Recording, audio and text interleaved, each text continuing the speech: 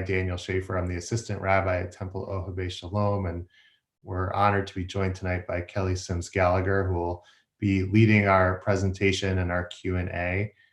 And if you're joining us on Zoom and you don't want your face to appear on Facebook Live, you're welcome to hide your video so that nobody can see you. But otherwise, we welcome, it's great to see so many faces and to see so many of our members tonight. So it's my pleasure to turn things over to the head of our Social Action Committee, Jessica Ulian, who will introduce tonight's presenter.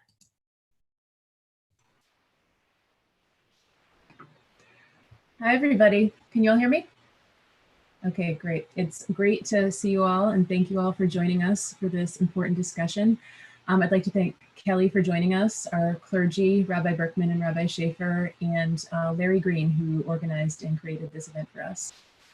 Before we get started, we do have another social action event coming up next Tuesday, May 26th at 7 p.m. with the regional New England director of J Street, and we'll be discussing the Israeli government's current plans for annexation in the West Bank. If you're interested in attending, you can either leave a note in the chat or email socialaction@ohabei.org, and we'll get you that information. So our speaker tonight, Kelly Sims Gallagher, directs the Climate Policy Lab and the Center for International Environment and Resource Policy at the Fletcher School at Tufts University. She served in the Obama administration as a senior policy advisor in the White House Office of Science and Technology Policy, and as senior China advisor in the Special Envoy for Climate Change Office at the US State Department.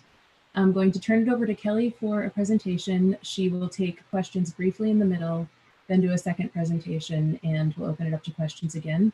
So if you do have questions that you'd like her to answer sort of at our first intermission, please go ahead and try and put those in the chat or virtually raise your hand. And then if you have other questions at the end, you can put the questions in the chat or flag down me or Rabbi Schaefer. Kelly, please go ahead, and thank you again. Okay, thanks. Well, I really appreciate you all joining tonight. It's not everyone who wants to listen to a talk about climate change in their evenings, so I really appreciate it. The plan is that I'm going to break the presentation that I prepared into chunks just to make it a little more interactive, because I think Zoom can get really boring if you're watching a long PowerPoint. So in a minute, I'm going to start sharing my screen. And the first part of my talk is going to be just about the climate change challenge, why this is a difficult problem to solve. And then I'll break and take questions. And then, so we'll come back into this format. And then I'll go back into the presentation and focus on solutions. And on the solution side, I'm going to really focus on policy and individual action. And then we'll come back as a group and do our Q&A. So hopefully that sounds good to everybody. We're shooting for about an hour total. Okay, I'm going to start sharing my screen.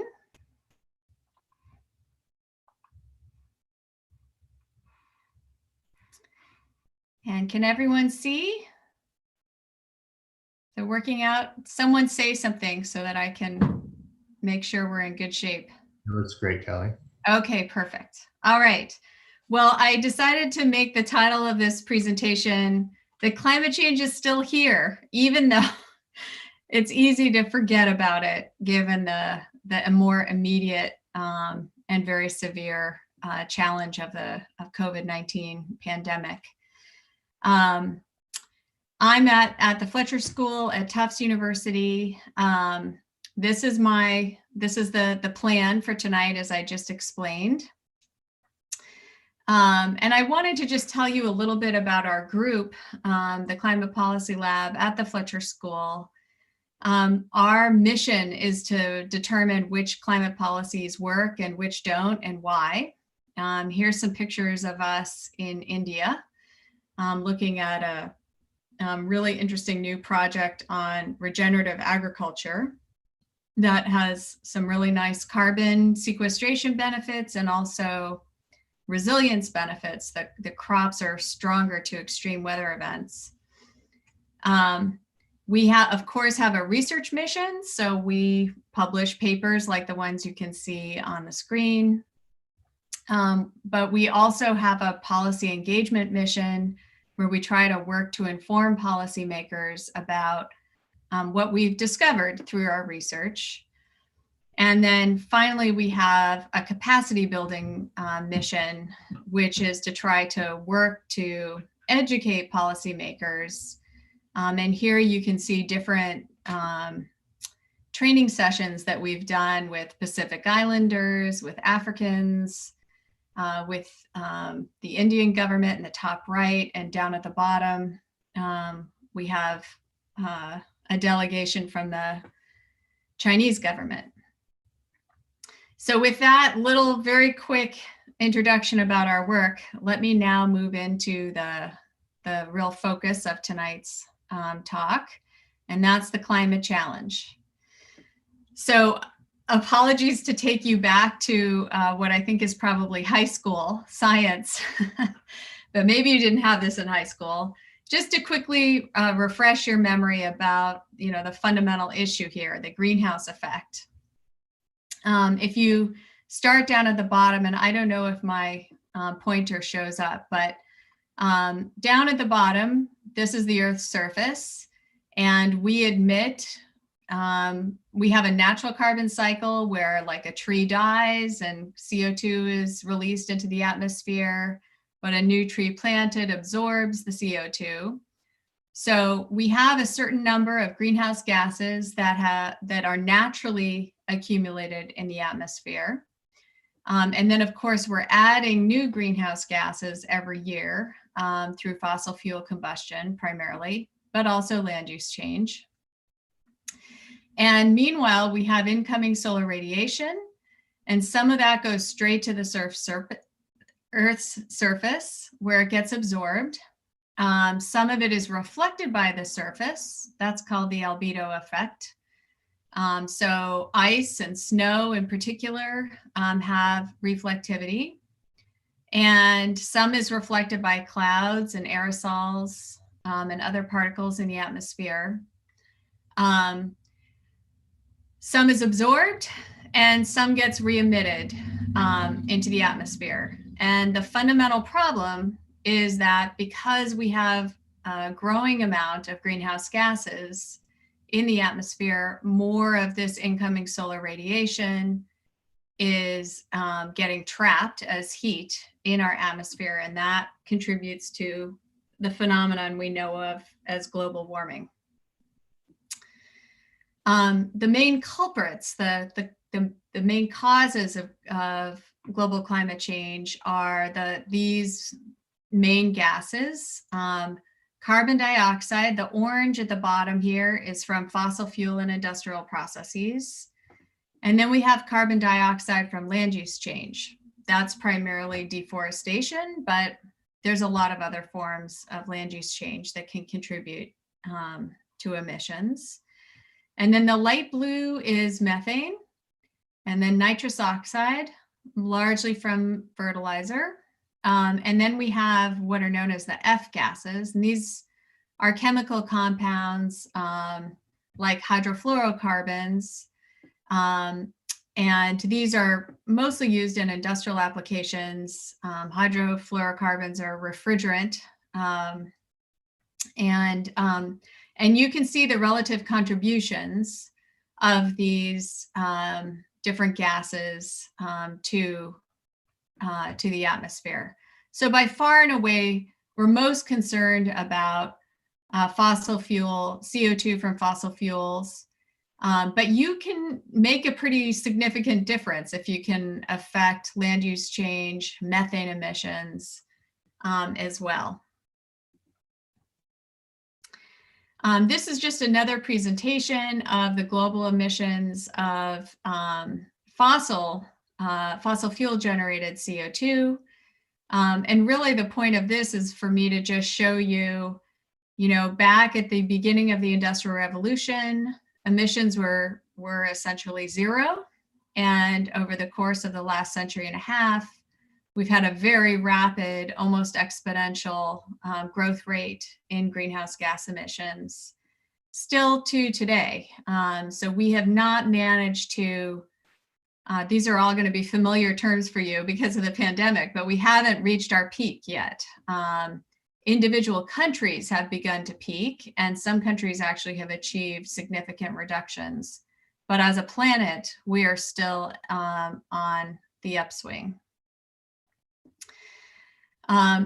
This graph might be familiar to you, but this just shows the correlation between CO2 concentrations and temperature change. The yellow line that you can see is the CO2 concentration in the atmosphere, going all the way back to 400,000 years before the present. And as you can see, there's a natural variation. And you can also see before 1950, it had never gone above 300 parts per million.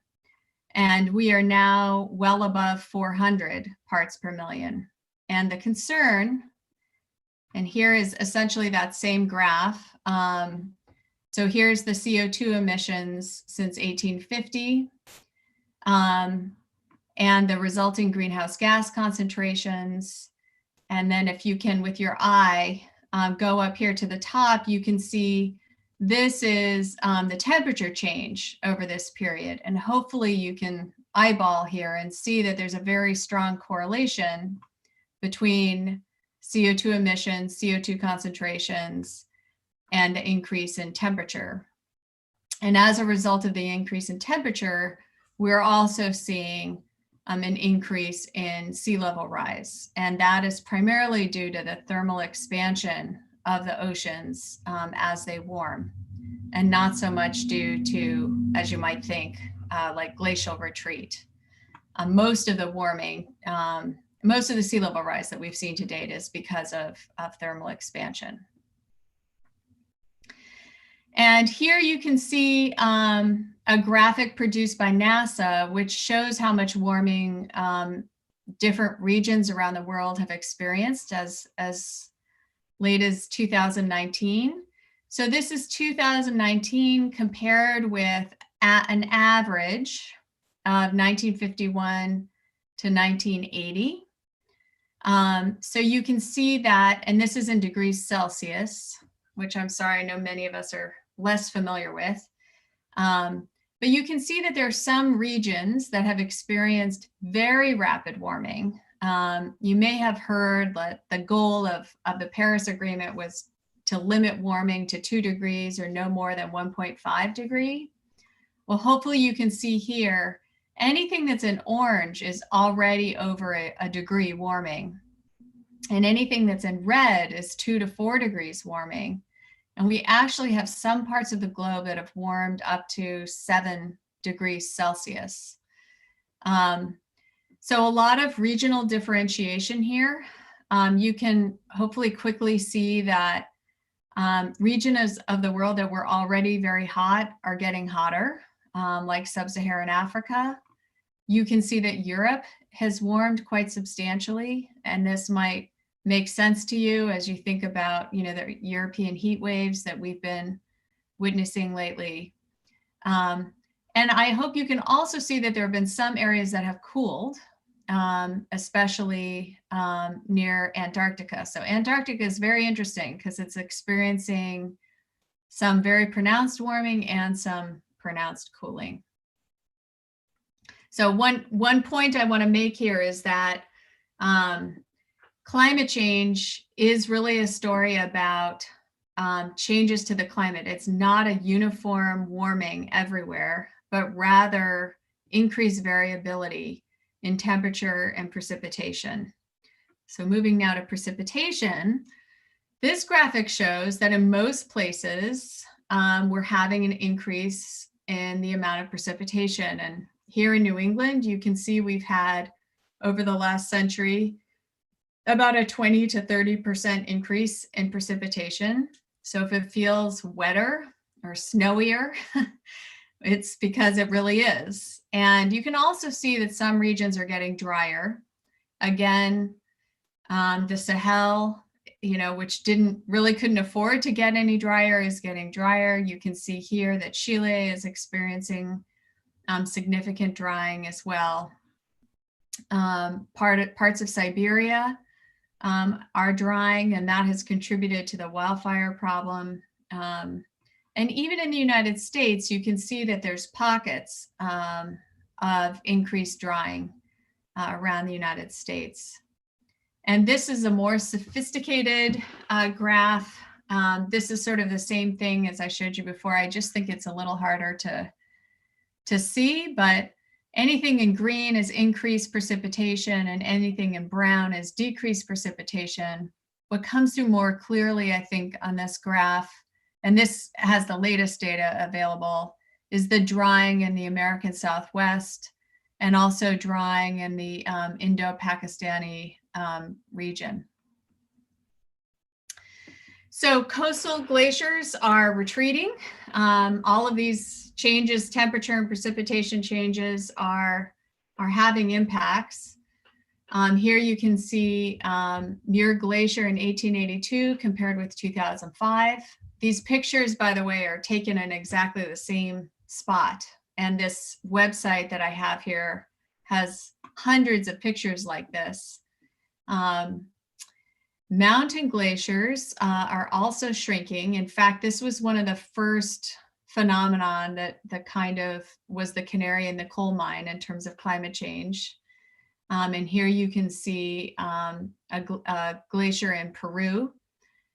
This is a big concern because mountain glaciers hold much of the world's freshwater supply. So as we lose these glaciers, it's creating much more freshwater stress in many regions. Here is Glacier National Park. This is me and my kids. A few years ago, I took them there so that they'd get a chance to see what glaciers look like. All of the mountain glaciers are projected to have melted by 2030 in Glacier National Park. So if you haven't been and you want to get there, you should get there soon. Here you can see very dramatic increase in major floods per decade. And again, this is consistent with those increased precipitation patterns that you've seen. So we're just getting more extreme. In other words, when it rains, it pours. And conversely, because of the drying, when it gets very dry, we tend to see more wildfires. And here, of course, the Americas really stand out, and we've been experiencing this in real time in the last few years, especially. So in terms of who's causing the problem, this gives you the top. I'm going to present this information in a number of different ways. So in terms of absolute emissions each year, you can see that China actually overtook the United States in 2007. And China has now become the largest emitter on an annual basis, about 27% of the world's total. And then the second largest country is the United States, which is about 14%. And then, Europe would come next if you put them all together as a country. But individually, of course, they're not. And then you have India, and then rest of Asia, rest of the Americas, and everybody else, all the countries in Africa are in this small gray box, rest of the world. Now, if you think about this from an equity point of view, the top per capita emitters are depicted here. And you can see that the top emitter is Canada, followed by the United States, Russia, Japan, EU, Indonesia, China, Brazil. The world average falls right there. Then Mexico and India being just a small fraction. And everybody else following in a long tail after these top 10. So on a per capita basis, North America really dominates.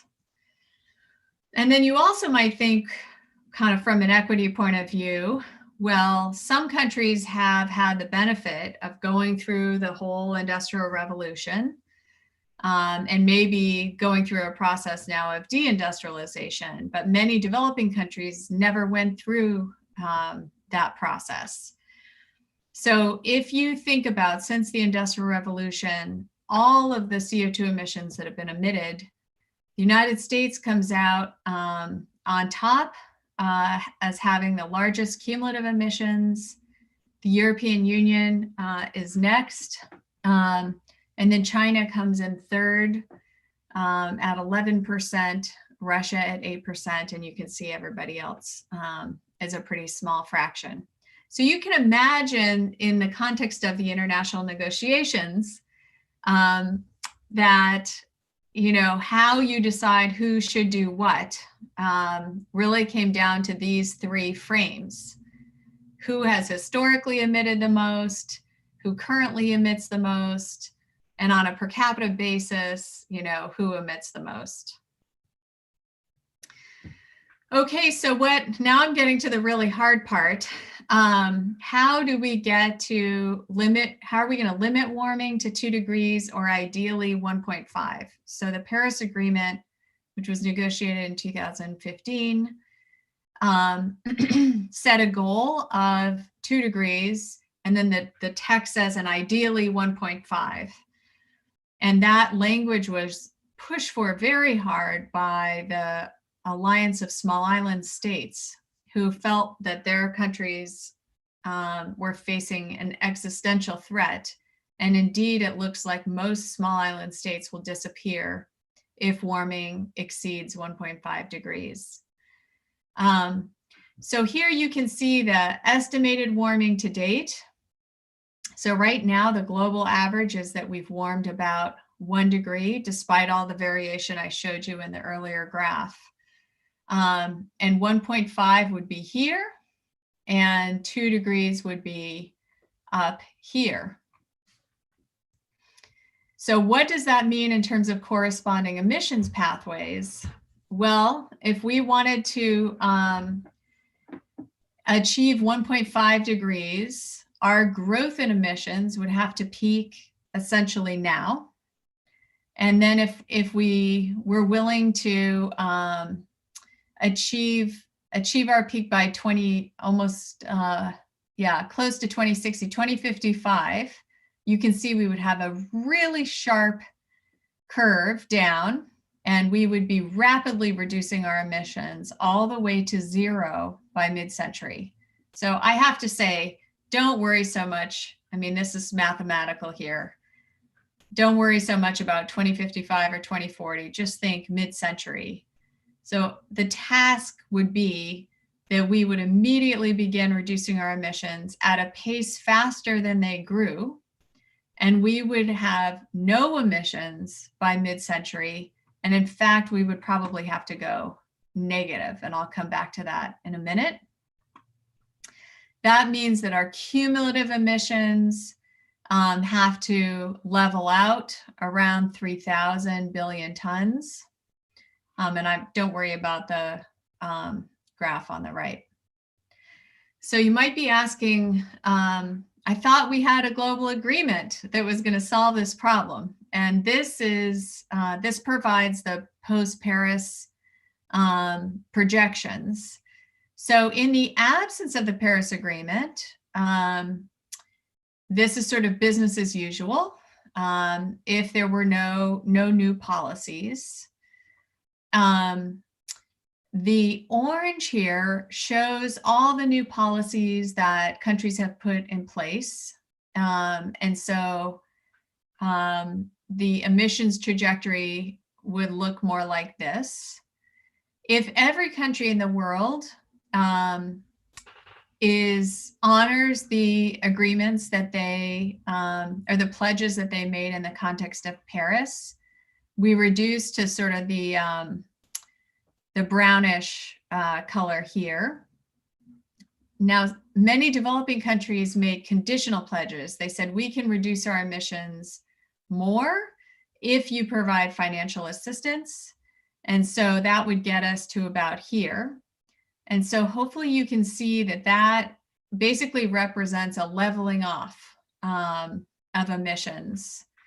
And of course, that's not enough, right? That's not consistent with bending our curve down so that we can get to zero by 2050.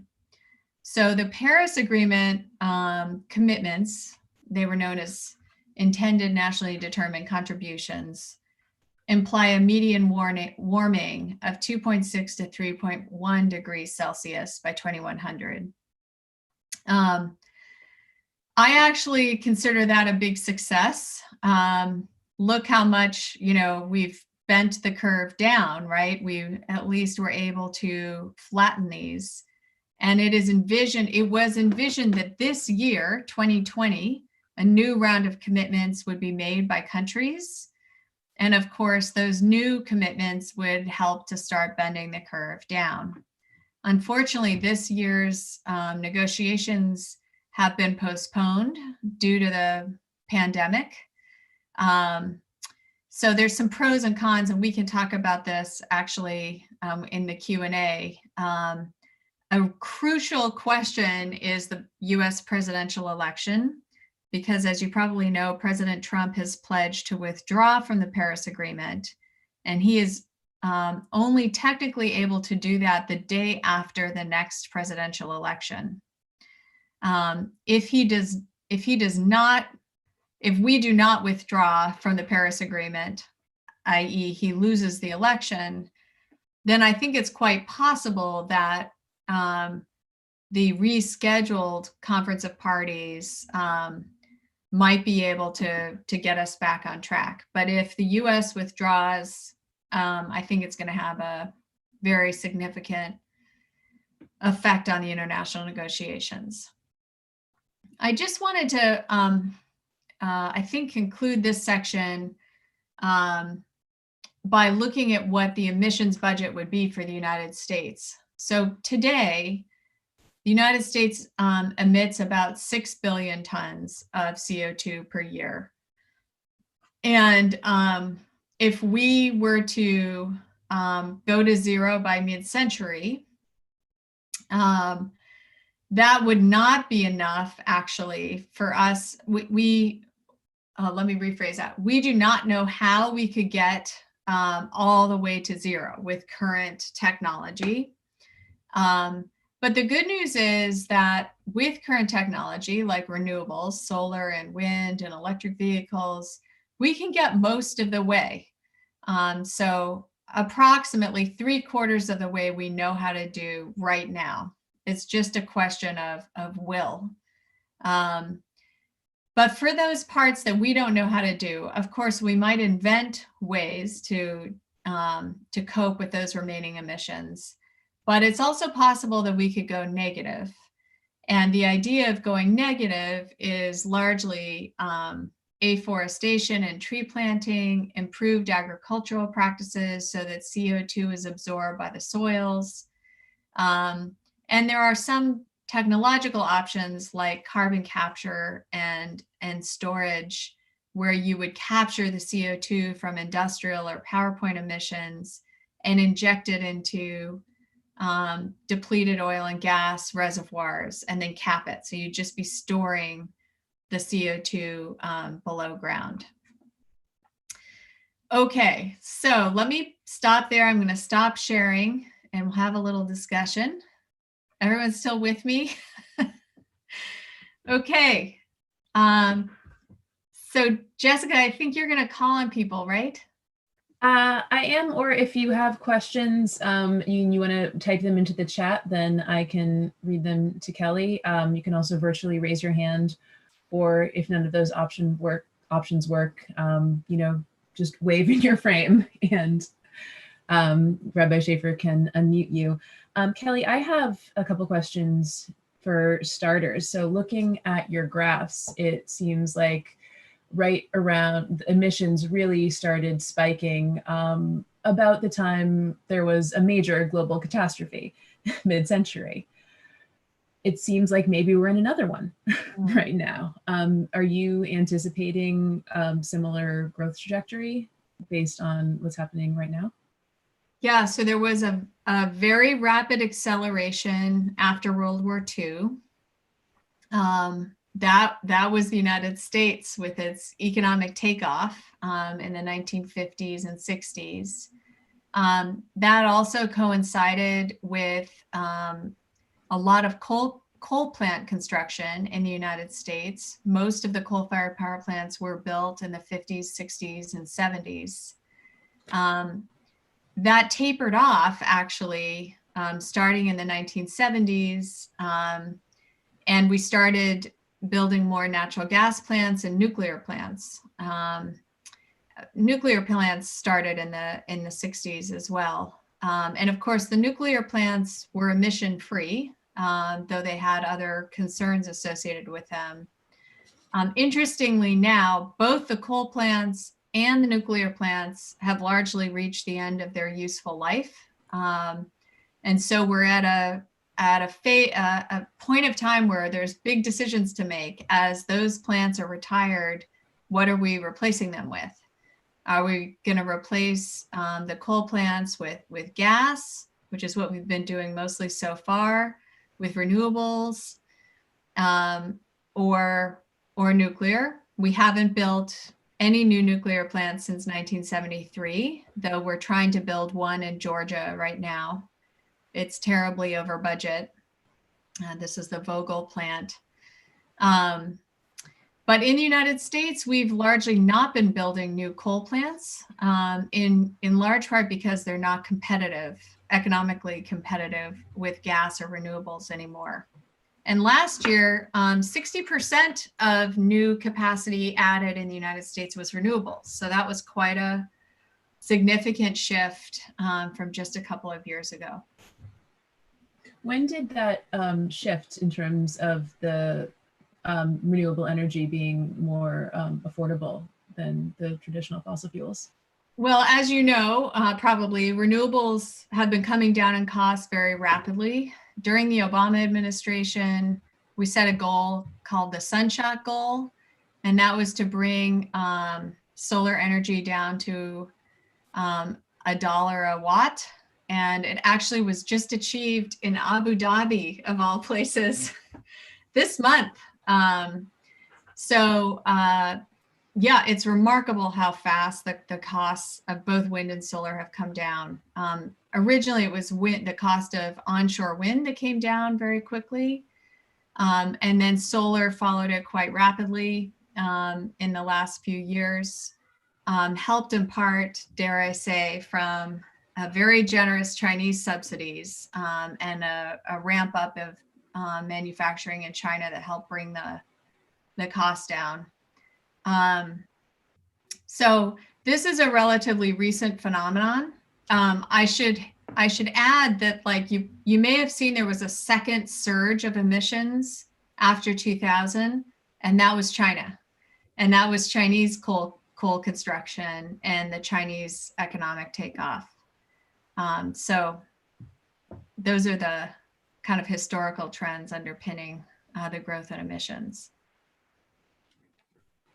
Okay, great. I do see a question in the chat from Susan Zeiger. She writes, Kelly, do you see nuclear power as part of a viable, sustainable mix of energy sources for our future, or still too high risk? Could renewables give us all our power grid needs now? That's such a tough question. It's hard for me to imagine how we're going to do this without some contribution from nuclear. I certainly wouldn't support an all nuclear option because I believe in kind of the benefits of diversity. So whenever you put all your eggs in one basket, something always seems to go wrong. And the more nuclear you have, the more risk of accident you have, more risk of proliferation of nuclear materials to terrorists. But it's undeniable, today, nuclear energy accounts for about 20% of electricity supply. If you take all of that carbon-free electricity supply away, are you really going to be able to replace all of that with renewables, and you're going to replace all of the coal capacity and gas capacity with renewables. It's just when you start looking at the numbers, it feels impractical. So my big concern about nuclear, aside from the two I've mentioned, is just its cost. It is by far the most expensive energy technology today. And it's the one where costs are actually increasing rather than decreasing. So that makes it, a technology that requires heavy subsidization. And I'm not sure any public is willing to subsidize nuclear anymore. Thanks, Kelly. So I have another question here in the chat from Judy. Judy writes, I'm surprised by the differences in temperatures through the planet. Why isn't it more homogeneous? That's a really good question. So you probably noticed over the oceans, it's less warm. And that's because the oceans help moderate the temperatures. I didn't show you there's similar graphics that show you oceanic temperatures. So what you were seeing was atmospheric temperatures. But we've had a very rapid warming in the oceans. And that's of concern for lots of reasons. The oceans, of course, hold a lot of important species in them, and many of those species are under threat now.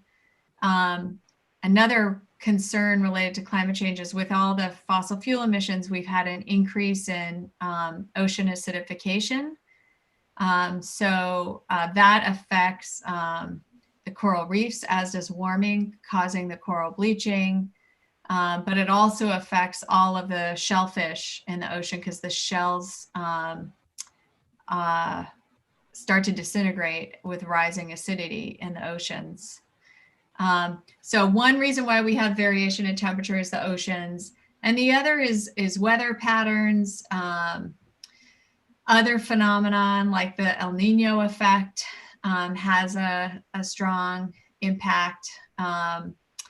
The jet stream. So there's a lot of different factors that moderate temperatures across the earth. Rabbi Schaefer has a question, but he can't raise his hand. Thank you, Kelly. You're muted though. Oh, okay, there you are. So I'm always curious when I see the graphs and the charts of the highest emitters around the world, it always seems to be based on the production of what's happening in that country versus looking at who's consuming. Yeah. So I'm wondering why that's the typical way of viewing things. And if you have any sense of, if we think about consumption, who are the biggest consumers and how would that change our understanding?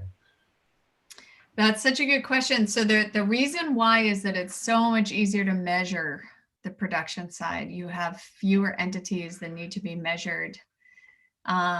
Think about each of us and our individual households. Very hard to measure how much we're purchasing and what we're purchasing, and then be able to aggregate that. So conversely, the way we generate most of the data is actually to look at fossil fuel consumption, and then we just calculate what are the emissions associated with the fossil fuel use. So in a way, it's a consumption-based metric. But it's a great question, and some people have attempted to just estimate it. And not surprisingly, the U.S. is like off the charts as a consumer. And it interestingly drastically cuts China's profile because China is really a producer country. Most of the population in China is still pretty poor, though there's tremendous income inequality in China. But they're the savers, right? They save a huge proportion of their income. So the US, Canada, it wouldn't surprise you who's on the list. We're the big consumers. Kelly, you've got another question in the chat from Ross and Roz. Do you see a way for increasing forests to be a significant part of carbon sequestration? Yes, I do. There's a wonderful study, if you really want to geek out, there's a wonderful study that was published by the National Academy of Sciences. It's on their website for free this last year. And they actually calculated how much you could plant forests around the world and restore degraded lands to whatever is their natural state, you know, if they were originally savanna or prairie or whatever. And they found that up to a gigaton of emissions could be absorbed per year by increasing forests. So if you remember, the US is 6 gigatons a year, so 1/6 of our emissions in the United States could be offset through tree planting. Great. From Donna, if Trump is reelected and the US withdraws from the Paris Accords, what do you foresee as a worst case scenario? Oh, you really want to go doomsday, huh?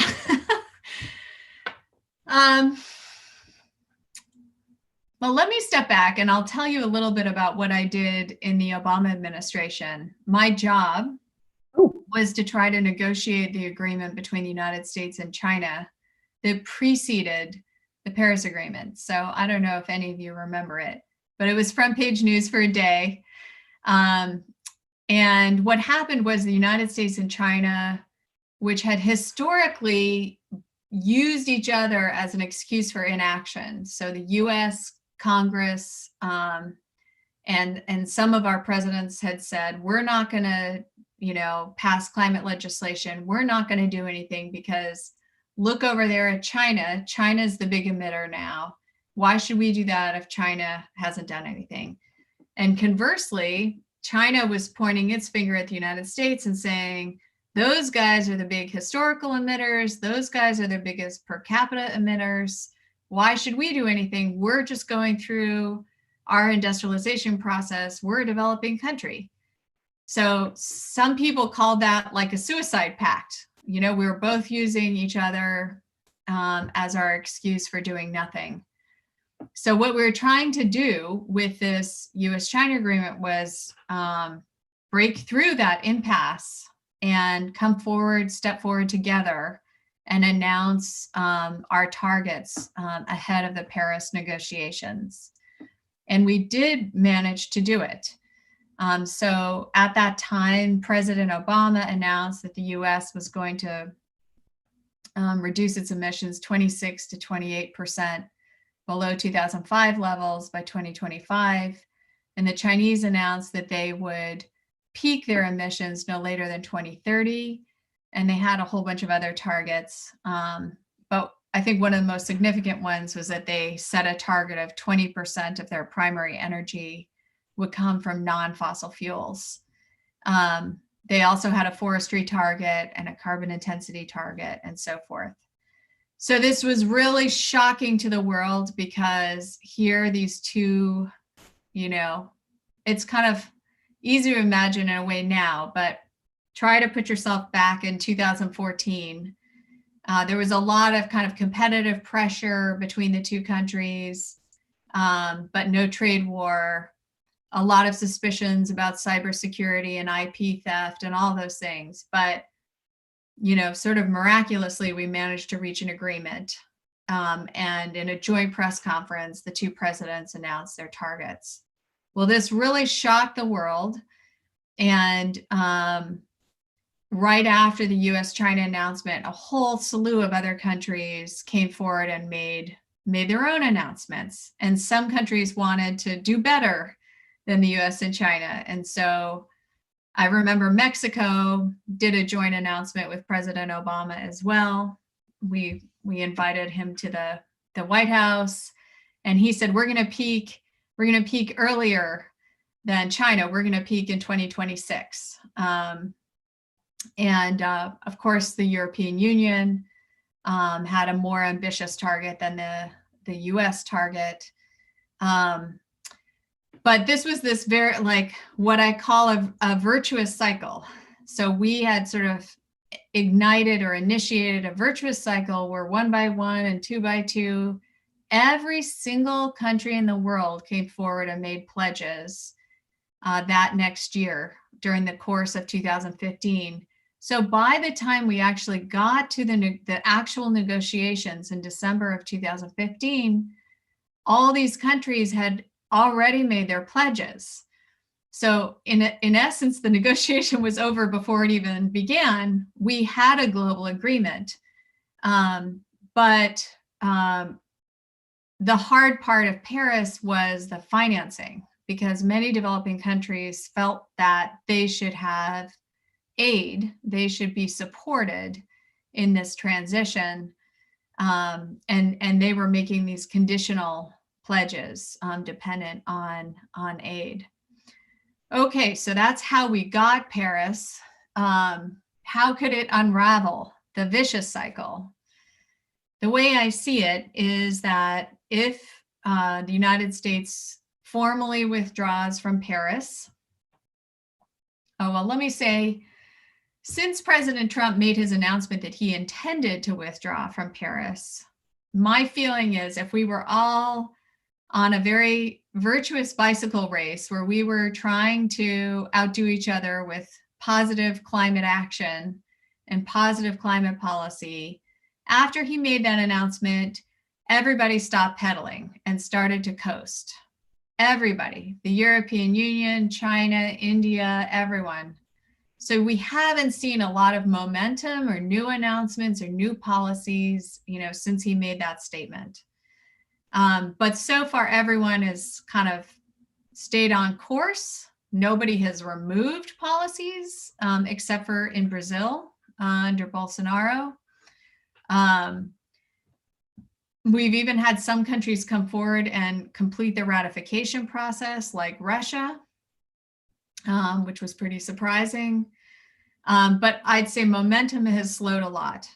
If we actually withdraw from Paris, right at the same time that all the countries of the world are supposed to be updating their pledges, I think that could induce, in a worst case scenario, a very vicious cycle where other countries say, forget it. The US isn't doing it's not honoring its pledges. They're the second largest emitter. Why should we do more if the US isn't going to do more? So I could see many countries, particularly those experiencing a lot of economic distress, which is going to be like everyone, feeling like there's no need for me to stay in this multilateral feel-good agreement. And you could imagine a scenario where many countries start to rapidly withdraw. Turkey has already said if the US withdraws, it will withdraw. Bolsonaro said the same thing. So I think even for those countries that are really determined to stay in, like Europe and actually China, I think they're going to start having a lot of internal pressure from their businesses saying we're not able to be competitive against those American companies who are unfettered and don't have any emissions regulations. And so there's going to be more and more pressure for everyone to withdraw. Wow. Okay, that really is. That's the worst case. You're asking the worst case. No, it's true. Thank you, Donna. And Kelly, I know the second part of your presentation goes into is a little more solutions focused. So I'm gonna hold off on the questions that we have pending in the chat right now because they are a little bit solutions focused, and then we can pick those back up after you're done. Okay. Okay, perfect. So let me just go into the second part of the presentation, which is much shorter. Okay, solutions. And I'm going to start with policy, which is my favorite thing. So the first idea I want you to have in your mind is that we have a big toolbox of policies that we know are effective because many countries around the world, including the United States, have started to enact climate policies. And so the question is really customizing which tool do we need to suit our unique circumstances. I want to sort of differentiate between what I call explicit climate policies, those policies that you wouldn't enact if not for climate change. So you wouldn't put a carbon tax, you wouldn't impose a carbon tax unless we were trying to reduce CO2 emissions. Likewise, you wouldn't impose a performance standard, a CO2 performance standard on power plants or on motor vehicles if you weren't trying to reduce CO2. But on the other hand, there's a lot of what I call indirect climate policies that have co-benefits. So any efficiency standard has co-benefits. So you increase the efficiency of the building, well, you're saving money by having to, not have to spend as much money on your energy bills. That has an energy security benefit. That might have a conventional air pollution benefit because there's less energy consumption overall. And another example would be, forest planting. Well, we might want to do that anyway for ecological restoration, but it has the co-benefit of helping the climate. So, in the early days, and by that I mean sort of post 1992, when the UN Framework Convention on Climate Change was adopted, most of the climate policies were in this kind of on this side. But in the last decade, we've seen a lot of countries start to move towards very explicit climate policies. 44 countries now have either a carbon tax or a cap and trade program where you're capping CO2 and then issuing permits and allowing companies to trade those permits. Dozens of countries have CO2 performance standards. So we've really moved, much more into this world, though not in the United States. So in the United States, we're primarily still in this space at the federal level. And of course, at the state level and here in Massachusetts, we're subject to a cap and trade program for our power sector. This is what's in the toolbox. I just don't know how to make it look like tools. But I've provided a typology of all of the different types of policies that we could enact in the United States if we had the political will to do that. Performance standards, permitting, so you might allow or disallow certain types of projects to go forward, citing, regulation, deregulation, public education campaigns, certification schemes, infrastructure construction. This is one of the big initiatives in China right now as they are starting their stimulus. They're going to be building all these high voltage transmission lines so that they can move much more renewables through their grid. They've also pledged to double their electric vehicle charging stations. Lots of fiscal tools, fees and rebates and tax credits. These have been very popular in the United States. Certainly for renewable energy, this has been the main set of tools that we've used. In Europe and China and India, they've moved more to these market-based tools. It's ironic because we preach that, but we don't we don't enact that, though we have used loan guarantees. And then, of course, innovation is very important. Policy investments in R&D help us bring down the cost of those technologies and invent technologies we don't have yet today.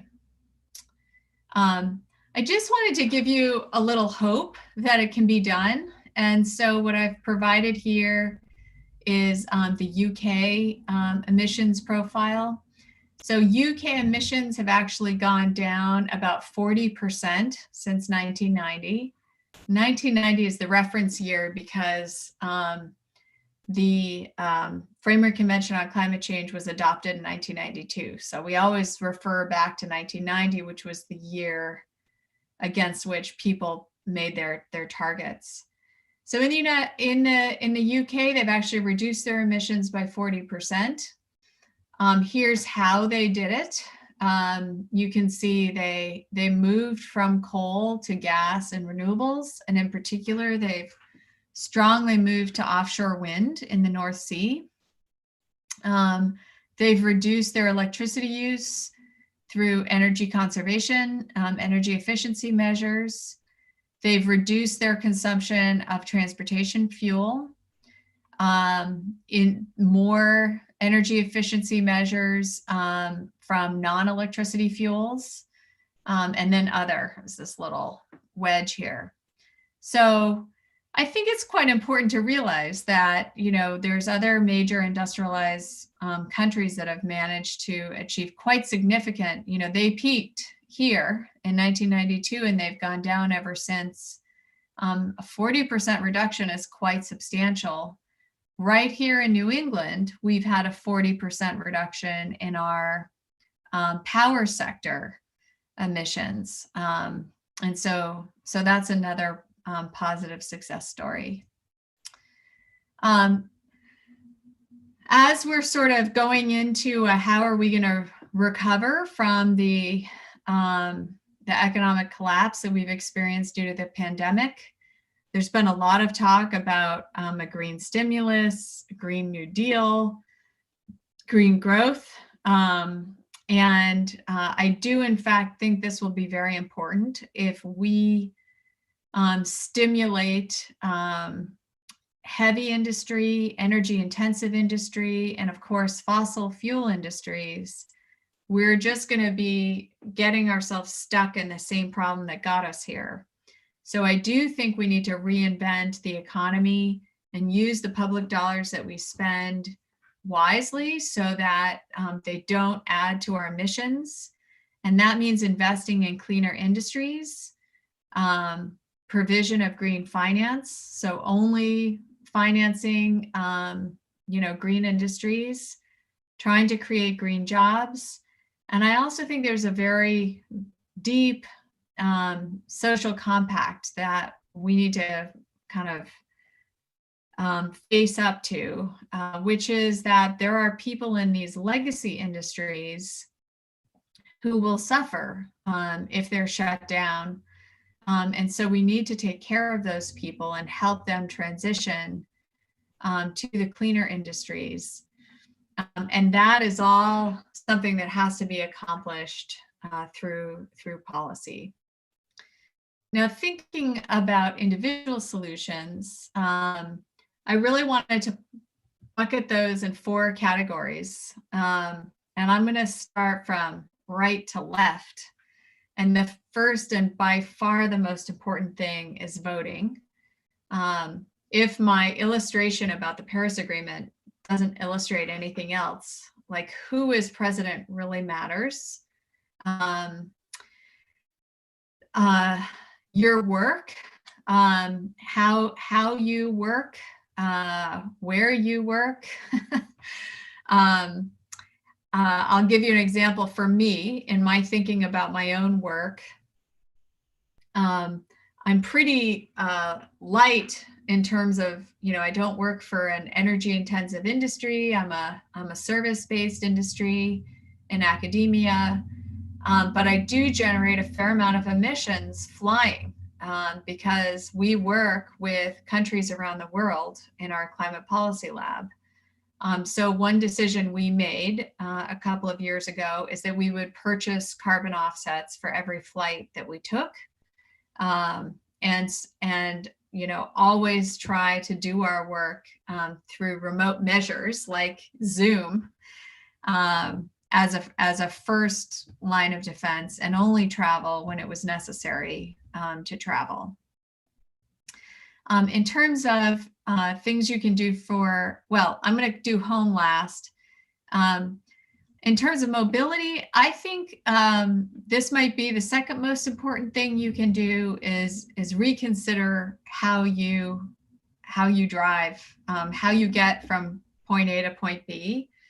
Is it possible for you to walk? Is it possible for you to ride a bicycle? Is it possible for you to use public transportation? And of course, if not, and for most of us, that's not practical all the time, consider buying an electric vehicle. Especially here in New England, our grid has become so much cleaner that, in fact, there's a very significant reduction in emissions if you are driving electric as compared with a conventional fueled vehicle. But even if you have a conventional fuel vehicle, there's very big differences in the fuel efficiency depending on the size or whether or not it's a hybrid vehicle. So, trying to buy the most fuel efficient car you can buy is certainly an important thing to do. And in terms of your home, energy efficiency is probably the most important thing that you can do. Insulating your home, having energy efficient windows and energy efficient appliances and light bulbs. We were able to reduce our own electricity consumption almost to zero just through switching out all of our light bulbs. And then, the new thing that's emerging is electric heat pumps. So when your, furnace and burner stop working and you're thinking about what's your next step, I tell you to consider a heat pump, which allows you to both cool and warm your home. And this, of course, can use renewable energy. So it's a way to get to zero emissions for heat and air conditioning. I also want you to think not only in terms of reducing emissions, but also how to help increase your own resilience to climate change, because it's inevitable that we're going to have some climate change. And so my last slide is just to show you that there's a lot of tools that have emerged. This is a screenshot of the Sea Level Rise Explorer that you can find at climatecentral.org. And you actually can zoom in and put in your address or your zip code, and then you can see if your house is at risk at different levels of sea level rise. So here you can see at 5 feet of sea level rise, which is like 1.5 meters, which areas would experience inundation. And if you're thinking about buying a new house that you plan to live in for many decades, I would certainly encourage you to check whether that house is going to be safe in a warmer world. So this is another thing that I think most individuals haven't thought a lot about, but how to increase your resilience is another important measure that you should be thinking about. And let me stop sharing now and we can go back to our discussion. Thank you, Kelly. So I know Judy had asked a question about countries that have successfully reduced emissions, but also maintained quality of life that they're accustomed to. It seems like the UK is one that it sounds like did it successfully. Are there other models that we could be following?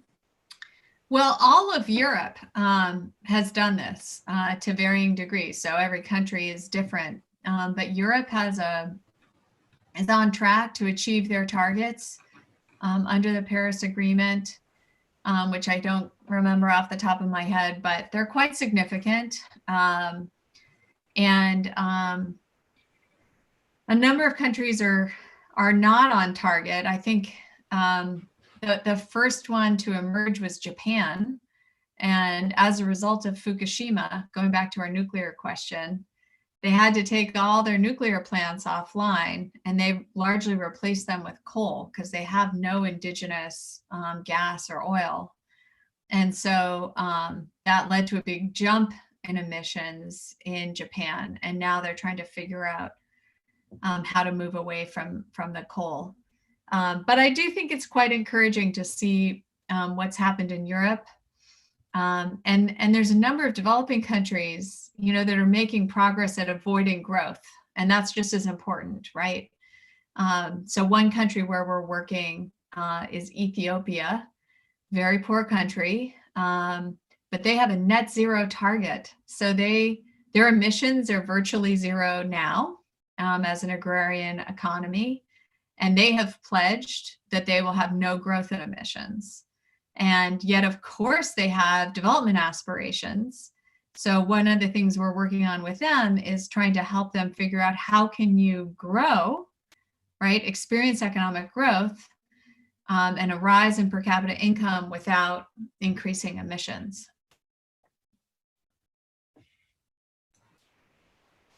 Great. I just want to encourage all of you again, if you have questions, put them in the chat because we're going to let Kelly get back to life soon. Kelly, I actually did have a follow-up for you.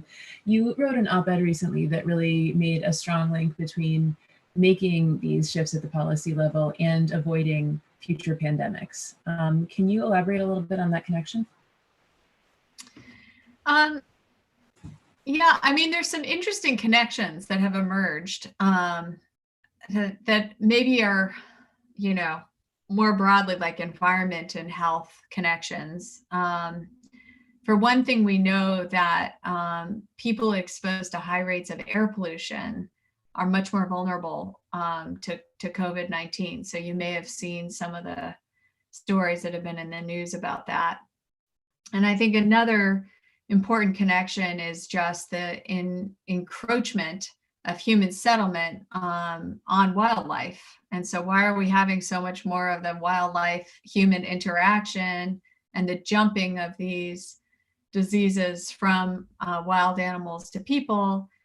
It's in part because we're having much more interaction.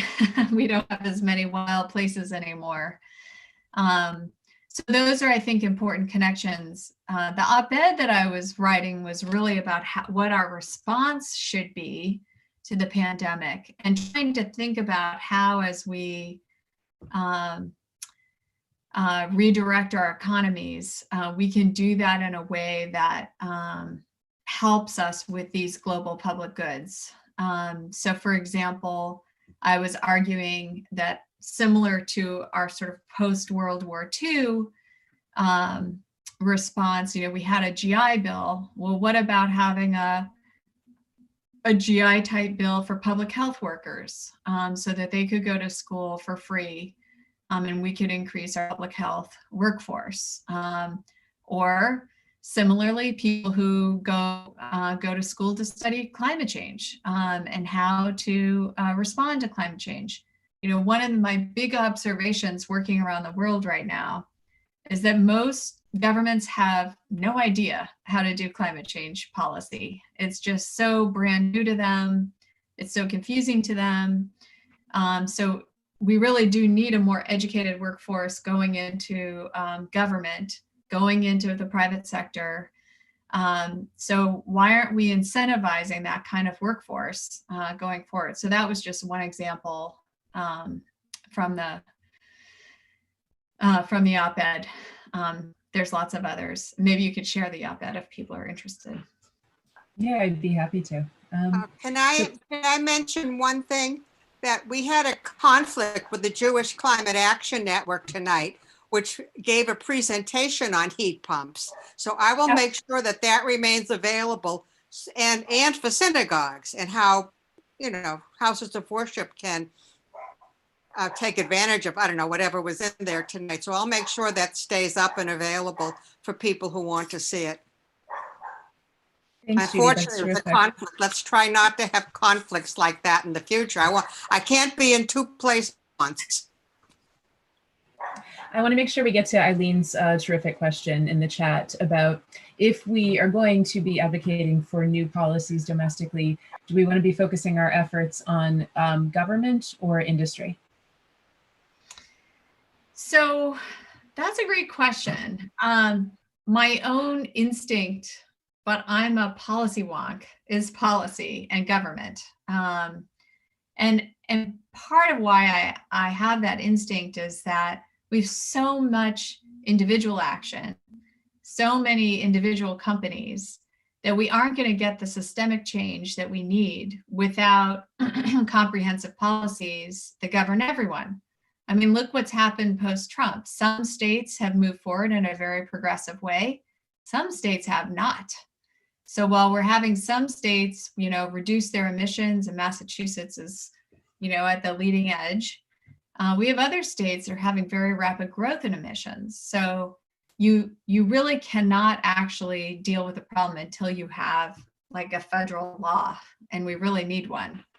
That being said, one sector that has really like fundamentally changed in the 2 decades that I've been working on this topic is the private sector. I think we've really seen a turnaround where most corporate leaders support action on climate change. We've seen some remarkable announcements even in the last year of companies like BP and Shell committing to net zero emissions by 2050. Microsoft saying that they would reduce all their emissions, and then all the emissions they've cumulatively ever emitted. I don't know if you saw that. It's a very creative, kind of shocking announcement. So I think that happened as a result of a lot of shareholder pressure, some activists targeting of different countries and companies. And over time, businesses realizing that it makes good business sense for them, and some of the climate change risks to their operations being very significant. One of the first industries to really have this aha moment was the insurance industry, realizing that they were experiencing rising losses, and boy, it'd be better to have fewer extreme weather events, right? But I think where we're really lagging is on the government side in the United States. And so that's why I emphasize the importance of voting. Thanks, Kelly. I think I'm going to do Susan's question from the chat, and then Larry has a question, and then I think we'll wind it up for the evening. So Susan's question is, do you think that, in brief, that the Green New Deal is a well-conceptualized package of policies? I love the spirit of the Green New Deal, and I'm all in favor of it. I think that's exactly what I was trying to explain we need to do. We need to reinvent our economy. I think a lot of the details of the Green New Deal I would sort of quibble with. I don't think we have to get to zero in 10 years. I think that would impose a lot of cost, unnecessary cost on our economy. But that being said, we need to have a much greater sense of urgency about this problem than we've had to date. So that's why I love the spirit of it. They just set these really ambitious timelines that, well, I think would be really quite challenging in practice, are right on in terms of the level of urgency. That's terrific. Larry, are you unmuted? I think I'm unmuted. Great, go ahead.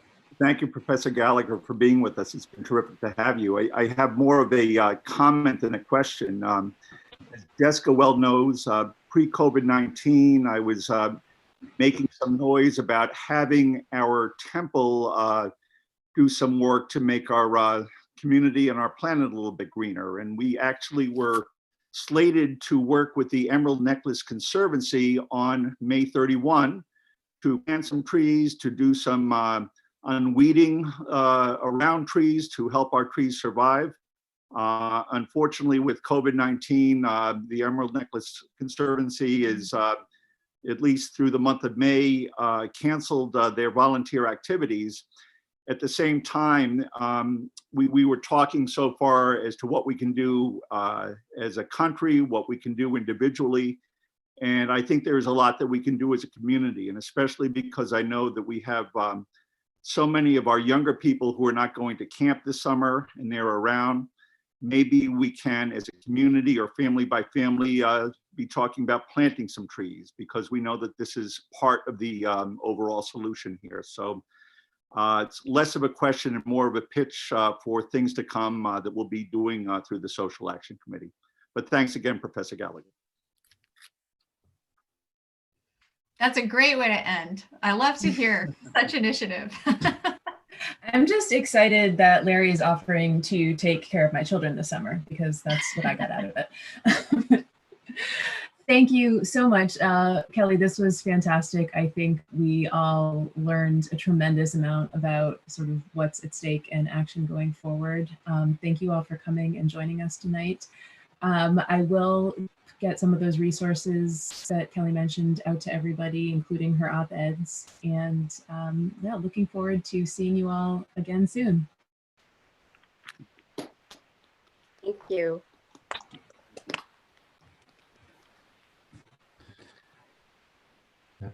Thank you, Kelly, and thank you, Jessica. And just invite everybody to stay tuned for more news and initiatives about what we'll be doing as a temple to address this. And it's great to have all the information out there and the idea of the best solutions going forward. So we really